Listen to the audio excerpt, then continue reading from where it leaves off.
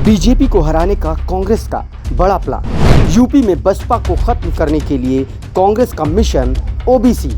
UP में Sapa RLD की नाव पर कांग्रेस भी सवार। जैसे जैसे 2024 का लोकसभा चुनाव करीब आ रहा है, वैसे वैसे उत्तर प्रदेश की राजनीति का सियासी रंग भी बदल रहा है। वो इसलिए क्योंकि सियासत में एक कहावत रही है कि दिल्ली का रास्ता उत्तर प्रदेश से होकर गुजरता है। ये बात ऐसे ही नहीं कही जाती, बल्कि इसके मजबूत आधार भी हैं। देश में कुल 543 लोकसभा सीटें हैं, जिसमें से सबसे ज्यादा 80 सीटें उत्तर प्रदेश की हैं। पीएम मोदी सत्ता के सिंहासन पर इसी यूपी के रास्ते होकर 2 बार विराजमान हो चुके हैं।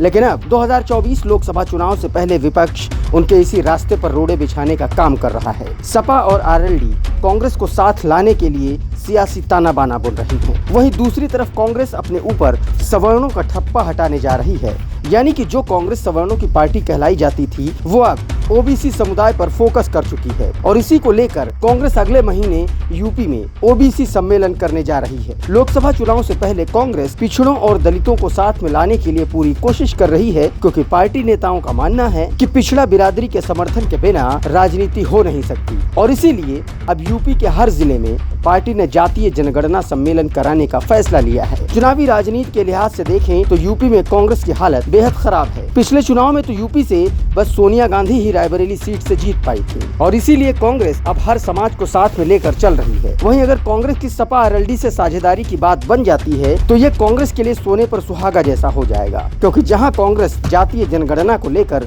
ओबीसी सम्मेलन कर रही है, तो वहीं सपा भी पिछड़ों को मिलाने के लिए लोक जागरण यात्रा निकाल रही है। वो भी जातीय जनगणना के मुद्दे को उठा रही है। मतलब दोनों पार्टियों की नजर पिछड़े समुदाय पर है। दोनों ही पिछड़ों को अपने साथ जोड़ने की कोशिश कर रही हैं। ऐसे में अगर ये दोनों साथ में आ गए तो जातीय जनगणना के मुद्दे को धार मिल जाएगी। साथ ही बहुजन समाज पार्टी का वोट बैंक भी उनके पाले में आ सकता है, जो धीरे धीरे भाजपा की ओर शिफ्ट हो रहा है। माना यह भी जा रहा है कि अगर विपक्ष इस रणनीति को यूपी में सफल बना ले गया, तो बीजेपी के लिए 2024 का चुनाव किसी अग्नि परीक्षा से कम नहीं होगा, खासकर उत्तर प्रदेश में।